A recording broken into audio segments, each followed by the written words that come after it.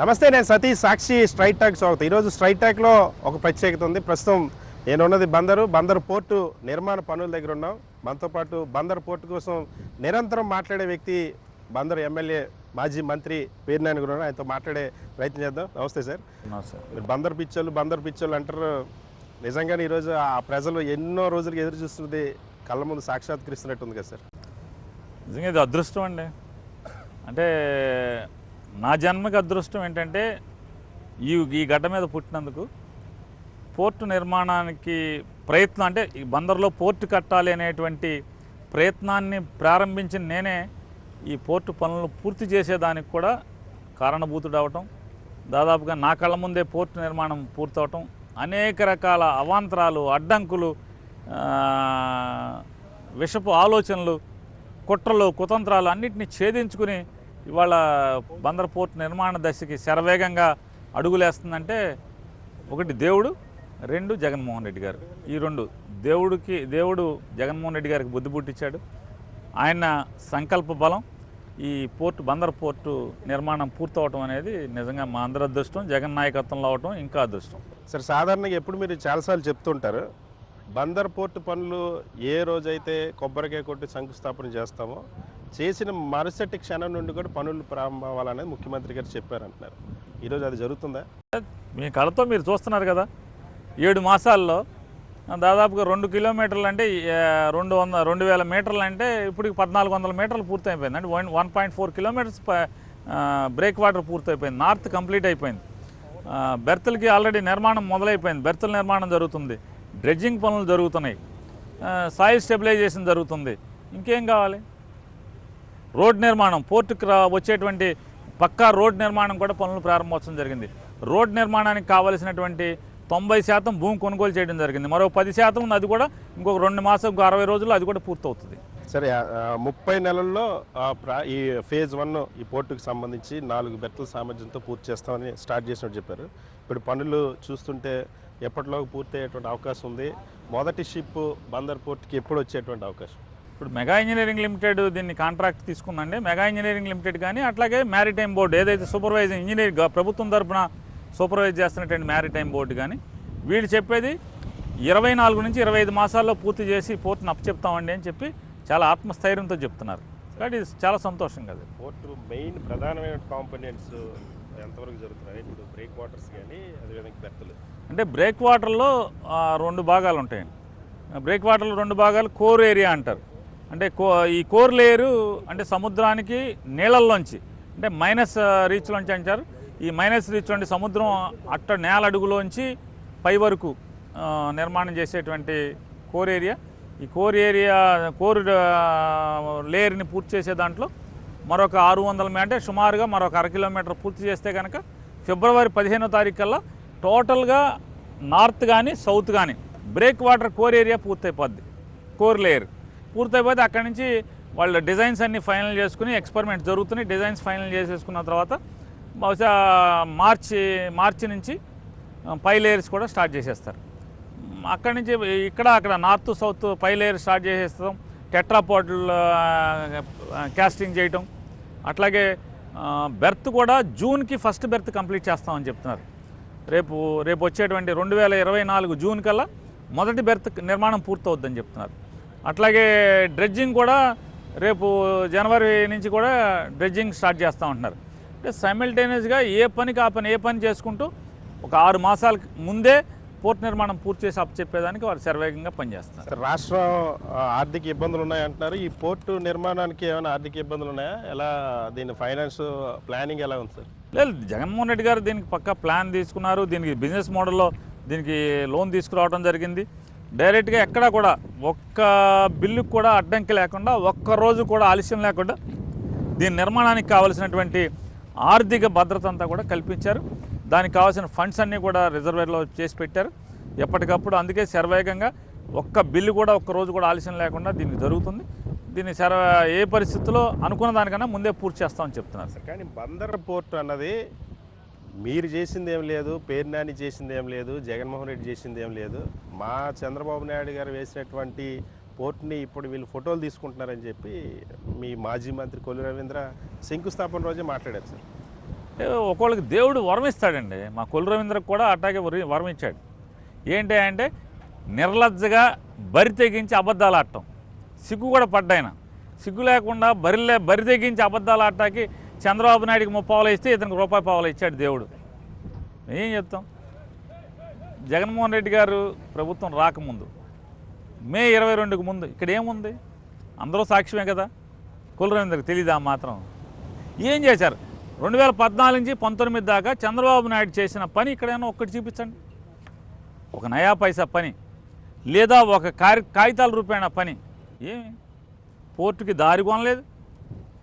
మేము వాళ్ళు బందర్లో పోర్టు కట్టాలంటే కనుక బందర్ వాళ్ళందరూ కలిసి 22 ఊళ్ళు ఖాళీ చేసి 33,000 ఎకరాల పొలం ఇస్తేనే మేము బందర్లో పోర్టు కడతామన్నారు. 5 ఏళ్ళు కాలహరణం చేశారు. కానీ జగన్మోహన్ రెడ్డి గారు ఒక్క రైతు భూమి సెంటు భూమి కూడా రైతు తీసుకోకుండా ప్రభుత్వ భూములనే 1700 ఎకరాల్లో పోర్టు నిర్మాణం జరుగుతుంది. మరి ఎట్లా జరుగుతుంది? ఎందుకు జరుగుతుంది? చిత్తశుద్ధి. నిజంగా నేను చెయ్యాలనేటువంటి చిత్తశుద్ధి ఉంది జగన్మోహన్ రెడ్డి గారికి, జరుగుతుంది. కనీసం పర్యావరణ అనుమతులు లేవు. చంద్రబాబు నాయుడు 5 ఏళ్ళు కాలహరణం అయిన తర్వాత చంద్రబాబు నాయుడు మార్చి 7 అంటే 2014లో గెలిచి 2019 మార్చి దాకా కనీసం మా భూములన్నీ కూడా బలవంత భూసేకరణ కింద నోటిఫికేషన్లో బంధించి ఒక్క పని కూడా చేయకుండా ఈ బందరోళ్ళని బెదిరించి మీరు 33,000 ఎకరాల పొలం ఇస్తేనే మీ పోర్టు నిర్మాణం చేస్తామని చెప్పని కుంటి సాకులు చెప్తూ మార్చి 7వ తారీఖున వచ్చి ఊరికినే ఒక రైతు పొలంలో, కనీసం అది ప్రభుత్వ పొలం కూడా కాదు, ఒక రైతు పొలంలో ఊరికి ఒక దెమ్మగట్టి శంకుస్థాపన చేశామంటే ఏమైంది? మార్చి నుంచి ఏమన్నా ఇవాళ జగన్మోహన్ రెడ్డి గారు మే 22వ తారీఖు వచ్చి వెళ్తే ఎంత శరవేగంగా పనులు జరుగుతున్నాయి. మరి మార్చి 7వ తారీఖున మీరు వచ్చి కొబ్బరికాయ కొట్టి వెళ్ళినారు. ఏమైంది? మోసం కదా. అసలు పర్యావరణ అనుమతులు లేకుండా మీరు ఎట్టా పోర్టు నిర్మాణం ఎట్లా చేస్తారు? ఎవడో తెలియదు. లోన్ ఎందుకు ఇస్తుంది ఎవరైనా? ఇదంతా ప్రజల్ని ఓట్లు వేయించుకుంటాకి మోసం చేసి పర్యావరణ అనుమతులు లేకుండా లోన్ శాంక్షన్ అవ్వకుండా ఏ పనులు చేయకుండానే వచ్చి శంకుస్థాపన చేయడం అనేది దొంగ శంకుస్థాపన. అది దొంగ శంకుస్థాపన చేసినట్టు దొంగ మాటలు మాట్లాడికి ఏం మాట్లాడతారు ఇంకా? కానీ చంద్రబాబు నాయుడు మాత్రం ఈ రాష్ట్రంలో అసలు అభివృద్ధి అన్నది లేనే లేదు. ఉపాధి కల్పించేందుకు, పరిశ్రమలు తీసుకొచ్చేందుకు ఈ జగన్మోహన్ రెడ్డి ప్రభుత్వం ఒక్క డెవలప్మెంట్ యాక్టివిటీ కూడా చేయలేదని చెప్తుంది సార్. ఇప్పుడు చంద్రబాబు నాయుడు గారు ఒక కియా కారులో తీసుకొచ్చి మామూలుగా ఈ రాష్ట్రం జన్మ చరిత్ర మొత్తం తెలుగు ప్రజల, ఆంధ్రప్రదేశ్ రాష్ట్ర ప్రజలందరి యొక్క జన్మ చరితార్థం అయిపోయిందని చెప్పని ఆయన డబ్బాలు కొడుతున్నాడు. ఇవాళ జగన్మోహన్ రెడ్డి గారు తీసుకొచ్చిన పరిశ్రమల్లో, అది పరిశ్రమలు కానివ్వండి, సాఫ్ట్వేర్ కానివ్వండి, మీరు ఏది చూసుకున్నా కూడా జగన్మోహన్ రెడ్డి గారు తెచ్చిన దాంట్లో పావలా వంతు చంద్రబాబు నాయుడు చేశాడు. చంద్రబాబు చేసిన దానికంటే కూడా 3-4 రెట్లు అధికంగా జగన్మోహన్ రెడ్డి గారు పరిశ్రమలు తీసుకొచ్చాడు. ఎవరు గొప్ప? జగన్మోహన్ రెడ్డి గారికి పబ్లిసిటీ చేసుకునేటువంటి పిచ్చి లేదు. చంద్రబాబు నాయుడు ఒళ్ళంతా అరికాలు కారు గోరు దగ్గర నుంచి జుట్టు వరకు కూడా పబ్లిసిటీ పిచ్చి. ఆ పిచ్చితో ఆయన తీసుకొచ్చిన ఒక్క కియా దాన్ని ఆయన తెచ్చాడు. కియా తెప్పితే ఏముంది? కియాలో ఎన్ని ఉద్యోగాలు వచ్చినాయి? కియాకి ఎంత డబ్బులు ఇచ్చి తెచ్చారు? ఒక్కొక్క తలకి 10 లక్షలు. అందులో ఉద్యోగం వచ్చినోడికి 10 లక్షల సంవత్సరం సాలినా 10 లక్షల రూపాయలు రాయితీ ఇస్తున్నాం. సంవత్సరానికి 10 లక్షల రూపాయలు రాయితీ అందులో ఇచ్చినటువంటి ఒక ఉద్యోగస్తుడికి. అంటే దాన్ని బట్టి ఏంటి? వాళ్ళకి ఉద్యోగం జీతం ఇచ్చేదేమో 25,000 ఉద్యోగం, 25,000 కియా కంపెనీ వాడు జీతం ఇచ్చినందుకు వాళ్ళకి 10 లక్షల రూపాయలు ప్రతి ఎంప్లాయీకి తరపున 10 లక్షల రూపాయలు ప్రభుత్వం రాయితీ ఇస్తుంది. అది చంద్రబాబు నాయుడు నిర్వాహకం అయితే ఇవాళ పెద్దగా ఏ రాయితీలు ఇవ్వకుండా ఎన్ని వందల పరిశ్రమలు ఇవాళ రాష్ట్రంలో వచ్చినాయి. కళ్ళకి రోజు జగన్మోహన్ రెడ్డి గారు ఓపెన్ చేయడం ఏం చూస్తున్నారు? ఒక్క కర్నూలులో ఇంటిగ్రేటెడ్ పవర్ ప్రాజెక్ట్ ఎంతమంది, ఎన్ని వేల మంది పనిచేయడానికి అవకాశం, ఎన్ని మెగావాట్ల పవర్ ఉత్పాదన ఎక్కడ చెప్పుకున్నాడు ఆయన? ఈరోజు దాకా ఏమన్నా మాట్లాడా? అట్లాంటివి ఎన్ని ఉన్నాయి? కోకొల్లలో ఉన్నాయి. వాళ్ళు రామాయపట్నం పోర్ట్ అయినా, మూలపేట పోర్ట్ అయినా ఇవన్నీ మా చంద్రబాబు నాయుడు తీసుకొచ్చినవే. జగన్మోహన్ రెడ్డి ఏం చేశాడని చెప్పి తెలుగుదేశం పార్టీ చెప్తుంది. చంద్రబాబు నాయుడు స్వయంగా నేను శంకుస్థాపన చేసినవే కదని చెప్తుంది. సార్, చంద్రబాబు నాయుడు గారు ఎలక్షన్లు నోటిఫికేషన్ వచ్చిన తర్వాత సంక్రాంతి వెళ్ళి ఫిబ్రవరి వచ్చిన దగ్గర నుంచి ఆయన వేసినటువంటి శంకుస్థాపన రాళ్ళు, ఇక ఆయన అంతా ఫిబ్రవరి మార్చి అంతా శంకుస్థాపన రాళ్లే. దేనికి? భోగాపురం ఎయిర్పోర్ట్ శంకుస్థాపన చేశాడు. ఏ అనుమతులు వచ్చినాయి? ఏ అనుమతులు రాలేదు భోగాపురం ఎయిర్పోర్ట్కి. అట్లాగే రామాయపట్నం పోర్టుకి ఏమిచ్చాడు? ఊరికే టెండర్ బిల్ ఆయనకి అదానికి అప్పచెప్పి అన్నాడు. అదాని నాకు వద్దన్నాడు. అదాని వద్దన్నా సరే, అదాని వదిలేసినా సరే వెళ్ళి శంకుస్థాపన చేశాడు. ఎవడ కడతాడండి శంకుస్థాపన? శంకుస్థాపన ప్రతోడు చేస్తాడండి. నేను చేయగలను ఇవాళ బోళ్ళని ఇక్కడ బందర్లో ఇన్ని పరిశ్రమ బోళ్ళ నాటికి ఓ దెమ్మగట్టి 5,000 రూపాయలు 10,000 రూపాయలు అవుతుంది దెమ్మగట్టి శంకుస్థాపన చేయడానికి. ఏంటి ఈ బందర్ పోర్టు శంకుస్థాపనకి ఎంత ఖర్చు పెట్టాడు తెలుసా అండి? 8.5 కోట్ల రూపాయలు శంకుస్థాపన ఖర్చు పెట్టాడు. ఆ డబ్బులు ఎడితే అన్న పనులన్నీ వచ్చాయి కదా. 8.5 కోట్ల రూపాయలు, 8,60,00,000 రూపాయలు బందర్ పోర్టుకి ఒక దొంగ శంకుస్థాపన చేసి ఖర్చు పెట్టారు. ఇట్లా ప్రతి చోట కోట్ల రూపాయలు దొంగ శంకుస్థాపనకు తప్పితే ఒక అనుమతులు ఉండవు, ఒక లోన్ శాంక్షన్ ఉండదు, డబ్బులు ఎక్కడి నుంచి వస్తున్నాయో తెలియదు. ఊరికే ఎలక్షన్ల ముందు మాత్రం ఏప్రిల్లో పోలింగ్ అంటే ఫిబ్రవరిలో మార్చిలో శంకుస్థాపన చేశా అంటే ఏంటిది? మోసం శంకుస్థాపన. సార్ బందర్ పోర్ట్ని ఈ స్థాయికి తీసుకొచ్చారు. వ్యక్తిగతంగా మీరు చాలా సంతృప్తిగా ఉన్నారు. మరి ఎందుకు సార్ మళ్ళీ పోటీ చేయమంటున్నారు? మీరే చెప్తున్నారు కదా సంతృప్తిగా ఉన్నారు. మనిషికి సంతృప్తిని మించింది ఏముంటుంది? సాధారణ రాజకీయ నాయకులు ఎవరైనా ఇంత వర్క్ చేసిన తర్వాత మళ్ళీ పోటీ చేయాలనుకుంటారు కదా సార్. నేను ఇది రాకముందే ఇవన్నీ చేసి మానాలి. నాకు జగన్ మీద నమ్మకం, ఒక సంపూర్ణమైన విశ్వాసం. ఇవన్నీ చేసి పెడతాడు. నేను మెడికల్ కాలేజ్ అడిగాను, ఇస్తాడు, చేస్తాడు. పోర్టు నాకు చేస్తా అని చెప్పాడు, చేస్తాడు. ఇట్లాంటి నాకు నమ్మకం ఉంది. ముందే నిర్ణయించుకున్నాను. చాలా తృప్తిగా. ఓ మనిషికి ఏం కావాలి? ఆ ఊరికి కావాల్సిన చేయడం కంటే ఏం కావాలి? చేశాను. ఇన్నేళ్ళు 25 ఏళ్ళు రాజకీయాల కోసం బతికాను. ఎంతో కొంత నా ఊర్లో నాదంటూ ఒక మార్క్ వేద్దాం, ఈ పనులు చేద్దామని చెప్పి బతికాను. ప్రజాసేవ చేయాలని కాంక్షతో బతికాను. ఒక్కసారి ఎమ్మెల్యే అయితే చాలు అనుకున్నాను. 3 సార్లు ఎమ్మెల్యే అయ్యాను, మంత్రి కూడా అయ్యాను. ఇది తృప్తికరమైన జీవితం, రాజకీయ జీవితం. చివరి 10 ఏళ్ళన్నా నా కోసం, కుటుంబం కోసం బతుకుదాం అనుకుంటున్నాను. అంతకుమించి వేరే ఏం లేదు. మీ బ్రాండ్తో మీ అబ్బాయి కృష్ణమూర్తిని తీస్తున్నారా పాలిటిక్స్లోకి? అది జగన్మోహన్ రెడ్డి గారు పరిచయం చేశారా? ఏం డిసైడ్ చేశారు మీరు జగన్మోహన్ రెడ్డి గారు పేరుని కిట్టు కోసం? రాజకీయాల్లో వాళ్ళ కొడుకు వీళ్ళ కొడుకు అంటే అవన్నీ అవ్వండి. ఇప్పుడు రాజశేఖర రెడ్డి గారి కొడుకు జగన్మోహన్ రెడ్డి గారు వచ్చాడు, 14లో సీఎం అయ్యాడా? అవ్వలేదు కదా. ఎవరో కొడుకు పేరు చెప్తే, తండ్రి పేరు చెప్తే కొడుకులు ఎక్కడ పదవుల్లోకి వచ్చారండి? అట్లేం రారు. ప్రజల నమ్మకాన్ని చూరగొనాలి. ప్రజల నమ్మకాన్ని పొందినప్పుడు మాత్రమే రాగలరు. పలానాయన కొడుకు అంటే పలానాయన మంచోడు, ఈయన కొడుకు కూడా సర్లే అనుకుంటారు తప్పితే అవకాశం ఎందుకు ఇస్తారు? నమ్మకం కుదిరినప్పుడు ఇస్తారు. అయితే నా కొడుకు అంటే ప్రజల్లో నమ్మకం కలిగించుకోగలిగితే అతనికి అవకాశం ఇస్తారు ఖచ్చితంగా. సార్ మీరు ఇండస్ట్రీస్ గ్రోత్ గురించి, పోర్ట్స్ నిర్మాణం గురించి ఇంత స్పష్టంగా చెప్తున్నారు. కానీ ప్రతిరోజు ఈనాడు పత్రిక, ఎల్లో మీడియాలో ఈ రాష్ట్రం నుండి పరిశ్రమలు తరలి వెళ్ళిపోతూ ఉన్నాయి, కేవలం జగన్మోహన్ రెడ్డి నిర్ణయాల వల్ల ఈ రాష్ట్రం నుండి పరిశ్రమలు వెళ్ళిపోతున్నాయని చెప్పి వార్తలు రాస్తున్నారు. సరే, ఈనాడు రామోజీరావు గారికి కూడా బాగా కులపిచ్చి పెట్టేసిందండి, నషాళానికి పట్టింది. ఇదివరకు ఆంధ్రజ్యోతి రాధాకృష్ణ గారికి ఒక్కడికే కులపిచ్చి ఉండేది. నా చంద్రబాబు రావాలి. ఇప్పుడు చివరికి ఏమైపోయిందంటే రామోజీరావు గారికి కూడా విపరీతమైన కులపిచ్చి పట్టేసేసి వయసు పెరిగిపోయి చాదస్తం పెరిగి కులపిచ్చి పట్టి ఈ ఇద్దరు కులపిచ్చితో చచ్చిపోతున్నారు. ఇక మీరేమన్నా చేయండి, అన్ని బూతులు, అన్ని తప్పులే అని రాస్తాడు. ఎంత జరిగినా వాళ్ళకి కళ్ళు గంతలు కట్టుకున్నారు రామోజీరావు గారు, ఈయన ఆంధ్రజ్యోతి రాధాకృష్ణ గారు. ఇక వాళ్ళ కళ్ళకు గంతలు కట్టుకున్నాక ఇంకేం కనపడుతుంది? ఆ కళ్ళకు గంతల లోపల, అద్దాల లోపల చంద్రబాబు ఫోటోలు ఉంటాయి. చంద్రబాబు, లోకేష్, ఇక వాళ్ళ ఫోటోలు తప్పితే ఇంకెవడ కనపడరు వాళ్ళిద్దరికి. అదే జగన్మోహన్ రెడ్డి గారు కూడా వాళ్ళ ఆవిడని కమ్మారమ్మాయిని చేసుకుని ఉంటే వీళ్ళకి కూడా సగం కనపడతా ఉండే, ఒక అర్థం జగన్ కనపడేవాడు. లేదా జగన్మోహన్ రెడ్డి గారు కమ్మారై ఉంటే పోనీ అట్టాగని చెప్పని బాగా కనపడేవాడు. ఈ చంద్రబాబుని ఎప్పుడో తొక్కేసి జగన్ ఎత్తి మీద పెట్టుకునేవాడు. ఏం చేద్దాం, వాళ్ళిద్దరికి జగన్మోహన్ రెడ్డి కమ్మడు కాకుండా రెడ్డోడు అవటమే ఇంత ఆ పేపర్లో ఇంత పాపాలు రాయటం, అంతకుమించి వేరే ఏం లేదు. చంద్రబాబు నాయుడు గారు కూడా అంటున్నారు సార్, రాష్ట్రంలో ఒక్క అవకాశాన్ని జగన్మోహన్ రెడ్డికి అవకాశం ఇచ్చినందుకు ఈ రాష్ట్రం నుండి జనం వలస వెళ్ళిపోతూ ఉన్నారు, విధ్వంసం అయిపోయింది, సర్వనాశనం అయిపోయింది. ఇక ఈ రాష్ట్రంలో జగన్మోహన్ రెడ్డి దించకపోతే ఈ రాష్ట్రాన్ని కాపాడలేరని చెప్పి చంద్రబాబు మాట్లాడుతారు.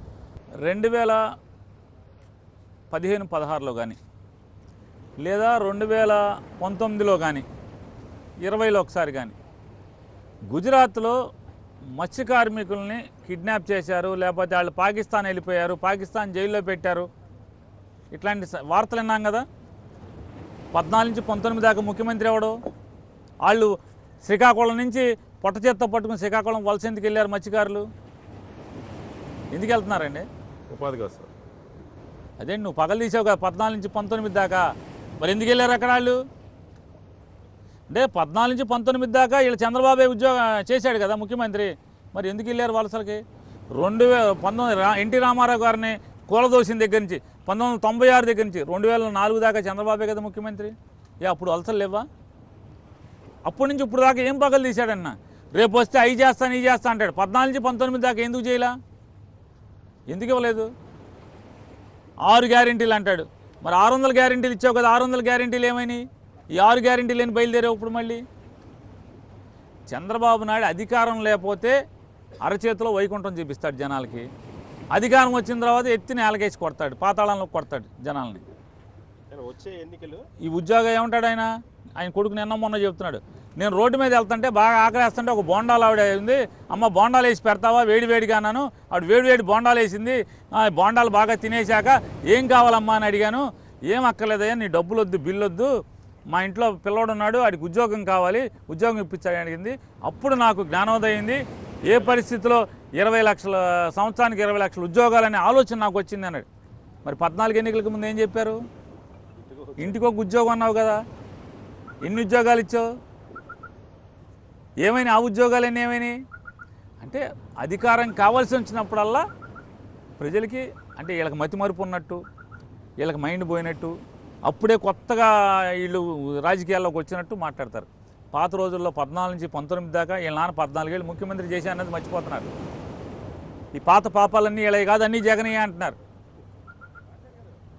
వీళ్ళ వరుస ఇట్లా ఉంది, తండ్రి కొడుకుల వరుస. కానీ వచ్చే ఎన్నికలు 5 కోట్ల మంది ఆంధ్రప్రదేశ్ ప్రజలు వర్సెస్ వైఎస్ జగన్మోహన్ రెడ్డి జరగబోతూ ఉన్నాయి. ఆ ప్రజలు కాపాడుకోవాలి, వాళ్ళు కాపాడుకోవాలంటే జగన్ దించేయాలని చెప్పి చంద్రబాబు ఒక స్లోగన్ ఇస్తున్నారు.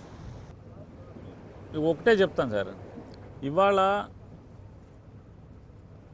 జగన్మోహన్ రెడ్డి గారు నమ్మేది ఒకటే, ఈ రాష్ట్రంలో ఉన్నటువంటి పేద మధ్యతరగతి వర్గాలు ఎవడన్నా కానీ ముఖ్యమంత్రులు మారుతారు, ప్రభుత్వాలు మారుతాయి, కానీ పేదవాడి జీవితంలో పేదరికం పోదు. ఊరికి ఏదో పథకాలు పెడతారు అవి పెడతారు తప్పితే పేదవాడు ఎప్పుడు పేదగాడే ఉంటున్నాడు.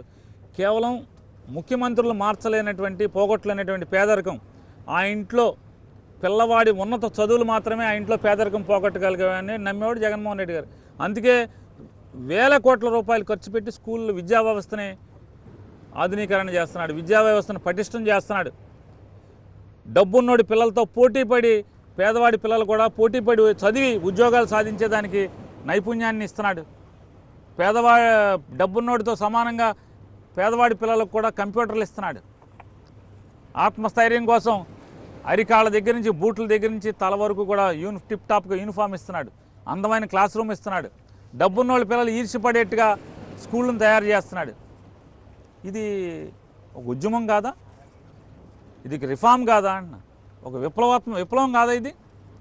వైద్యం ఇవాళ ఒక ముఖ్యమంత్రికి ఒక్కసారి అవకాశం ఇస్తే ఈ రాష్ట్రంలో 17 మెడికల్ కాలేజీలు ఏర్పాటు చేస్తున్నాడంటే ఇది విప్లవం కాదా?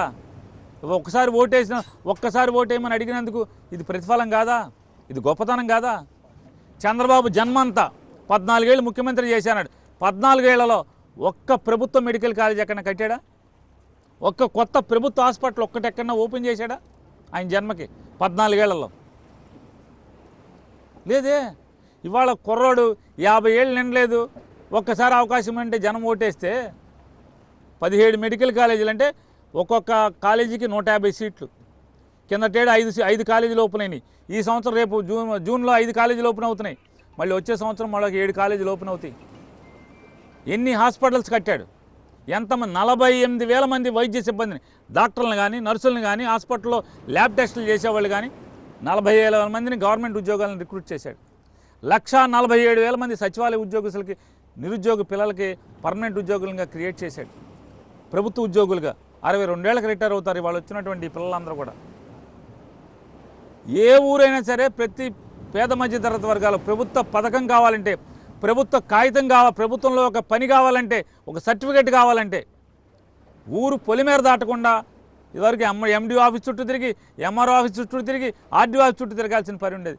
ఇవాళ ఊరు పొలిమేర దాటకుండా సచివాలయంలో పనులు ఇంటికి వచ్చి పనిచేసే పరిస్థితి. ఇదన్నీ గొప్పతనం కదా?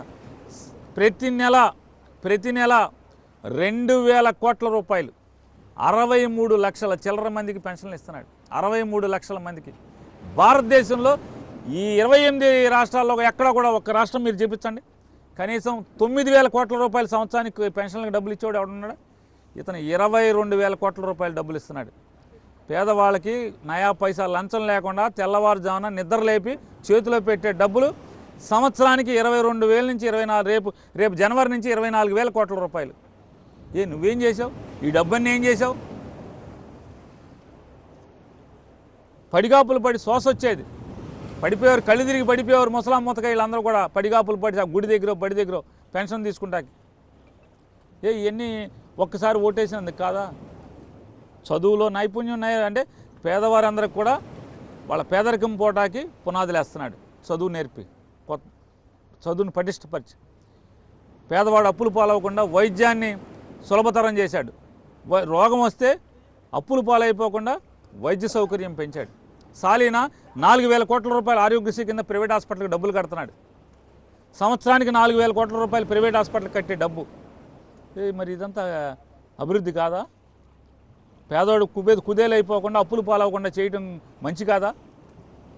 మొత్తం రాష్ట్ర వ్యాప్తంగా ఉన్నటువంటి ప్రతి పల్లెటూరులో కూడా సచివాలయం ఏర్పాటు చేశాడు, బిల్డింగ్ కట్టాడు, వైద్యం హాస్పిటల్ కట్టాడు ప్రతి పల్లెటూరులో. మనం ఏం చేసాం? రైతుకు ధాన్యం విత్తనం సప్లై చేసిన దగ్గర నుంచి ఇల్లు కదలకుండా, ఊరు కదలకుండా, పొలం కదలకుండా గవర్నమెంటే గిట్టుబాటు ధర ఇచ్చేట్టుగా ధాన్యం కొంటున్నాడు.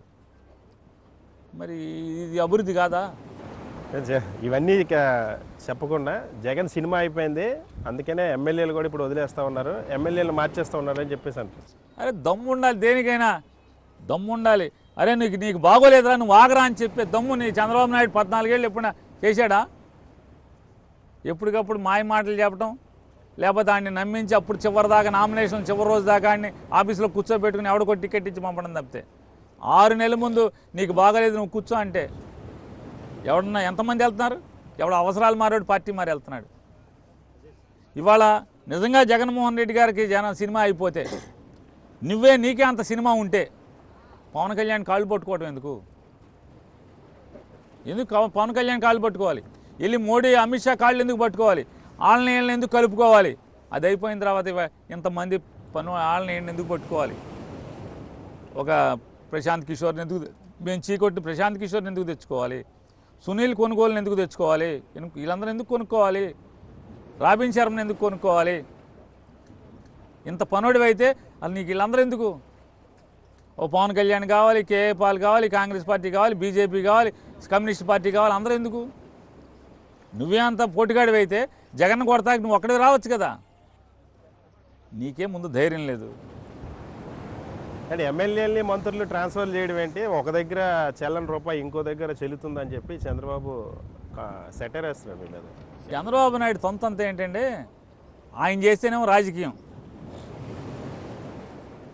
ఆయన చేస్తేనేమో ఆయన ఇల్లు వెలిగితేనేమో పండగ, ఆయన చేస్తే పెద్ద రాజకీయం. అబ్బో అపార అనుభవం 40 ఏళ్ళ ఇండస్ట్రీ. ఎంతమందిని మార్చాడు? మీకు లెక్కలు చెప్పమంటారా? ఎన్ని నియోజకవర్గాలు ఎంతమందిని మార్చాడు? కోడెల సుప్రసాద్ దేవురు సత్యనపల్లి ఎక్కడ తెచ్చిపెట్టావు? మరి అక్కడ సరుకు అయిపోయినాడు, ఇక్కడికి ఎట్టా పనికి వచ్చాడు నీకు సత్యనపల్లిలో? పీతల సుజాత ఏ ఊరు? పాలకొల్లు ఎక్కడ పెట్టావు? చింతలపూడి పెట్టావు. అక్కడ సరుకు అయిపోతే ఇక్కడ ఎందుకు పెట్టావు? అనిత ఆవిడెవరో మాట్లాడుతూ ఉంటుంది గబగబా, ఎక్కడి నుంచి ఎక్కడికి తెచ్చిపెట్టావు? నిన్నగాక మొన్న 2014లో రామాంజనేయులు అని చెప్పని కర్నూలులో ఒకడు ఓడిపోయాడు, ఆయన తెచ్చి ఎక్కడ పెట్టావు? గుంటూరు జిల్లా పత్తిపాడులో పెట్టావు. సిగ్గులేదా మరి దీనికి? నీ కొడుకుని ఎక్కడి నుంచి పెట్టావు? మీది హైదరాబాదు, నీదేమో చంద్రగిరి. మీ కొడుకుని వచ్చి మంగళగిరిలో ఎందుకు పోటీ చేశాడు? మీకు చంద్రగిరిలో పోటీ చేసే సినిమా లేదా? నీ కొడుక్కి సొంతూళ్ళలో పోటీ చేసే సినిమా లేదా? మరి అక్కడ చెల్లంది ఇక్కడ ఎట్లా చెల్లుద్దని పెట్టావు? ఇక్కడ నీదే ఊరు? చంద్రగిరి అయితే కుప్పం ఎట్టా వచ్చావు? అంటే ఈ రాష్ట్రంలో చంద్రబాబు చేసిన వన్నెలు చిన్నులు ఇన్ని ఉన్నాయి. అతను చేస్తేనేమో ఓహో రాజకీయ వ్యూహం, అపార రాజనీతిజ్ఞుడి, చాణుక్యుడు ఈ జగన్మోహన్ రెడ్డి గారు చేస్తేనేమో అక్కడ చెల్లపోతే ఇక్కడ చెల్లదు. సరే, అపోజిషన్ ఎలా ఉన్నా వైఎస్ఆర్ కాంగ్రెస్ పార్టీ విత్ వైఎస్ఆర్ కాంగ్రెస్ పార్టీలో ఈ ప్రాసెస్ని ఎలా చూస్తున్నారు? ఎమ్మెల్యేలు నియోజకవర్గాలు కొన్ని మార్చడం కానీ, కొందరిని డ్రాప్ అవ్వమని చెప్పడం కానీ. సార్ ఒక మాట అండి సార్, ఒకటే మాట సార్, 100కి 90% మంది జగన్ అంటే నమ్మకంతో వచ్చిన వాళ్ళు, జగన్ కోసం వచ్చిన వాళ్ళు ఈ పార్టీలో 10 మంది ఉంటారు అవసరాలు మారోళ్ళు. మేము కూడా మా అవసరం కోసం మేము తెచ్చుకున్నాం, వాళ్ళ అవసరం కోసం వచ్చిన ఉంటాడు. అవసరాలు మారోడు ఎప్పుడు అవసరాలు మారోడు ఉంటాడు, పోతాడు. రాజకీయాల్లో 100 నికార్సైన వాళ్ళు మనకుంటారు కదా. అసలు 100కి 30 మంది ఉంటే గొప్ప, అట్లాంటిది 80-90 మంది జగన్ నమ్ముకున్న వాళ్ళు ఉన్నారు. జగన్ ఏం చేసినా పర్లేదు, దూకేమంటే దూకేసేవాళ్ళు ఉన్నారు. ఇది కావాలి కదా. చంద్రబాబుకి ఎంతమంది ఉన్నారు చెప్పండి?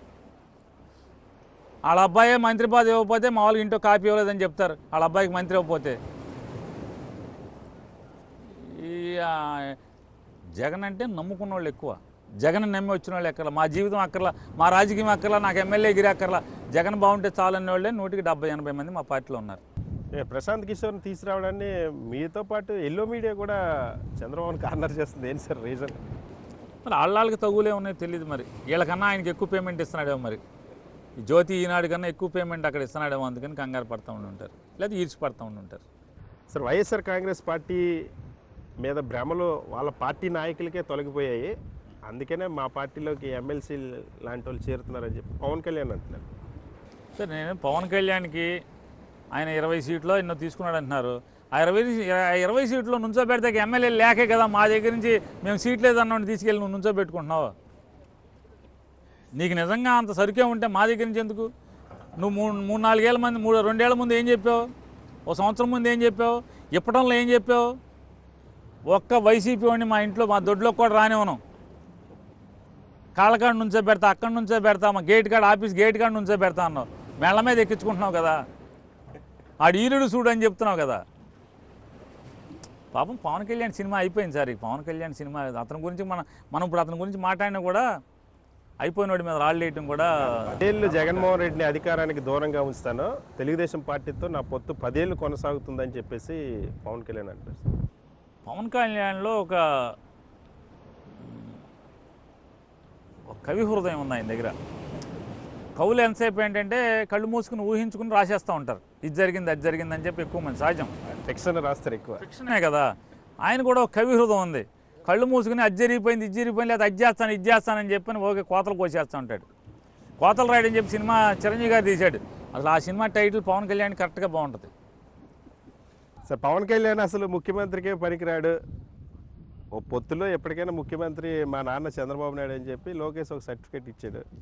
ఆ సమర్థత పవన్ కళ్యాణ్కి లేదు, చంద్రబాబుకి ఉందన్నట్టు మాట్లాడారు. అయినా పవన్ కళ్యాణ్ ఎందుకు దాని మీద రెస్పాండ్ అవ్వట్లేదు అంటారు సార్? పవన్ కళ్యాణ్ గారు కూడా ఒప్పుకున్నాడుగా, నాకు సరుకు లేదు, మనకు ఎందుకు రాసు, మనం గెలవలేము, మనకు సీట్లు రావు, మనకెందుకురా ముఖ్యమంత్రి, మన చంద్రబాబు పలకిం మొద్దాం ఆయనే కార్యకర్తలను తిడుతున్నాడుగా. చంపేస్తా ఎవడన్నా నన్ను ముఖ్యమంత్రి అంటే కనుక తోలు తీస్తా, మనకు చంద్రబాబే ముఖ్యమంత్రిరా బాబు అని చెప్పి ఆయనే చెబుతున్నాడు. ఎవడన్నా ఉంటే ఉండండి, పొంటే పోండరా అని చెప్తున్నాడుగా. నన్ను ముఖ్యమంత్రి ఉన్నవాడు ఎవడన్నా బయట గెట్అవుట్ అంటున్నాడుగా ఆయనే చెప్తున్నాడు కదా. లోకేష్ చెప్పేదే ఉంది, అదే మాట పవన్ చెప్పే మాట లోకేష్ చెప్తున్నాడు. కనీసం డిప్యూటీ సీఎం కూడా గ్యారంటీ ఇవ్వట్లేదు కదా సార్. అందరికీ గ్యారంటీ ఇస్తామంటే పవన్ కళ్యాణ్ భవిష్యత్తు మీద గ్యారంటీ ఇవ్వట్లేదు లోకేష్ సార్. పాపం ఈ పవన్ కళ్యాణ్ గురించి మనం ఎక్కువ మాట్లాడు, పాపం ఆయనే దెబ్బతిని ఉన్నాడు, అంటే కుంగిపోయి ఉన్నాడు. ఆయన విషయం ఆయనకే అర్థమైంది. నేను ఊరికి అనవసరంగా జగన్తో నేను పోల్చుకోవడం కరెక్ట్ కాదు, జగన్ ఎక్కడో ఆకాశానికి ఉన్నాడు, నేను కింద ఉన్నాను, అందుకే చంద్రబాబు పలకిం మోస్తున్నాడని ఆయన చెప్పేస్తున్నాడు కదా. మనం అది పదే ఆయన గురించి మాట్లాడినా పాపం దెబ్బతిన్నోడిని ఇంకా పొడి చేస్తాం ఎందుకు? అయిపోయాడు, పడిపోయినోడిని ఇంకా కొడతాం కూడా కరెక్ట్ కాదు కదా. లోకేష్ పాదయాత్ర పూర్తయిపోయిన తర్వాత ప్రజలందరి మధ్యలో ఒక రెడ్ పుస్తకాన్ని తీసుకెళ్ళి చంద్రబాబు నాయుడు గారికి ఇచ్చారు. అందులో మీలాంటి వాళ్ళ పేర్లు ఉన్నాయి, జడ్జిల పేర్లు ఉన్నాయి, పోలీసుల పేర్లు ఉన్నాయండి సార్. మరి భయం అయ్యట్లేదా? ఏమంటే ఎవడన్నా రాజకీయ నాయకుడు సాధారణంగా ఓళ్ళెంబటి నడుచుకుంటా తిరుగుతా ఏం చేస్తాడు? ఈ పలానా ఊళ్ళో పలానా గ్రామస్తులకి ఈ బాధ ఉంది, ఆ బాధని రాసుకుని రేపు దేవుడు అసలు అదృష్టవశాత్తు ఏమన్నా అధికారం వస్తే ఆ బాధను తీర్చాలి, వాళ్ళ సమస్యను పరిష్కరించాలి అని రాసుకుంటాడు ఎవడికాడు. ఏ ఊరు వెళ్తే ఆ ఊళ్ళో ఇదో మా నాన్న 14 ఏళ్ళు ముఖ్యమంత్రి చేసినా సరే ఇలా గాలికి వదిలేశాడు, మా నాన్న ఏమీ చేయలేకపోయాడు, కనీసం నేనన్నా రాసుకుని ఇది చెయ్యాలి అని చెప్పని ఎవడన్నా రాసుకుంటాడు. ఈదేం పలానూళ్ళలో బజ్జీలు దొరుకుతాయి, పలానూళ్ళలో బోండాలు దొరుకుతాయి, పలానూళ్ళలో సాక్షి సతీష్ పేరు రాసుకోవాలి, పలానూళ్ళలో నానిగాడి పేరు రాసుకోవాలి, పలానూళ్ళలో కొడాల నాని గుచ్చపోయిస్తాను రాసుకోవాలి. ఇదే గోలేంటి? నిజంగా నిజాయితీ గల రాజకీయ నాయకుడు ప్రజాసేవకుడు అయితే ఏం రాస్తాడు? మా నాన్న ఎట్టాకు చేయలేకపోయాడు, కనీసం నేనన్నా చేద్దామని పుస్తకంలో సమస్యలు రాసుకుంటాడు. సమస్యలు చేసి ఆడినొచ్చబోయిస్తా ఈయనొచ్చబోయిస్తా, ఆ ఊళ్ళో బజ్జీ బాగుంటుంది, ఈ ఊళ్ళో మిరపకాయ బజ్జీ బోండా బాగుంటుంది, అవి రాసుకోవటం. ఆ పుస్తకం తీసుకుని చంద్రబాబు ఏం చేసుకుంటాడు? ఈడు అనుకుంటాడు ఏమో భలే ఎరుబాగులోని కన్నాను రా అని చంద్రబాబు అనుకుంటాడు ఆ పుస్తకం తెరిచి చూసి. కానీ లోకేష్కి మెచ్యూరిటీ వచ్చింది ఈ పాదయాత్ర వలన అని చెప్పేసి గంటా శ్రీనివాసరావు అంటున్నారు. అదేం కనిపించిందా మీకు? కొంచెం కనిపించింది.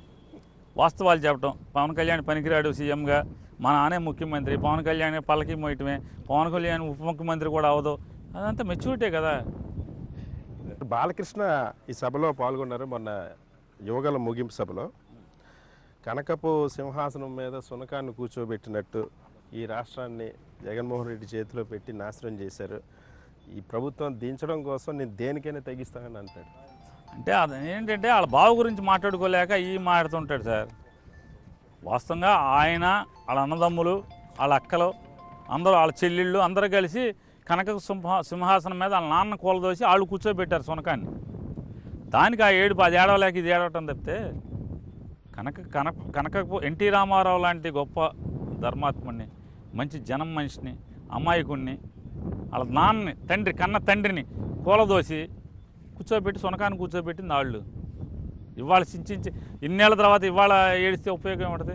అప్పుడు ఏడవాలి. కానీ 1995లోనే అరే మా నాన్న పడవటం తప్పు, తొయ్యకూడదని చెప్పి వాళ్ళు ఆ రోజు అనుకోవాలి. ఇవాళ తోసేశాక, రామారావు చనిపోయాక, మానసిక వేత్త చనిపోయాక కనకపు సింహాసనం మీద సునకాన్ని కూర్చోబెట్టాను, ఇవాళ ఎందుకు ఏడవటం? సార్, చంద్రబాబు గారికి సంబంధించి స్టోరీస్ మీద ఎవరు సినిమాలు కూడా తీయకూడదని అంటున్నారు. ఈ మధ్య రామ్ గోపాల్ వర్మ తల తీసుకొస్తే ₹1 కోటి ఒక ఎనలిస్ట్ ప్రకటించారు. అలాగే రామ్ గోపాల్ వర్మ ఇంటికి లోకేష్ మనుషులు వెళ్ళి చంపేస్తామని బెదిరించారు. దేనికోసం అంటారు సార్ ఇదంతా? ఇవన్నీ అంటే జనంలో గెలవలేని వాళ్ళు ఇట్లాంటివన్నీ చేస్తుంటారు సార్. జనం మనసులు గెలవగలిగితే, ప్రజల గుండెల్లో స్థానాన్ని సంపాదించుకోగలిగితే, ప్రజల్లో నమ్మకాన్ని గెలవగలిగితే ఎవరిని రామ్ గోపాల్ వర్మ మావయ్య నాణ్యని ఎవరిని లెక్క పట్టించుకోవాల్సిన, ఎవరి సినిమాలు తీసుకుంటే ఏంటి? ఇప్పుడు జగన్మోహన్ రెడ్డి గారిని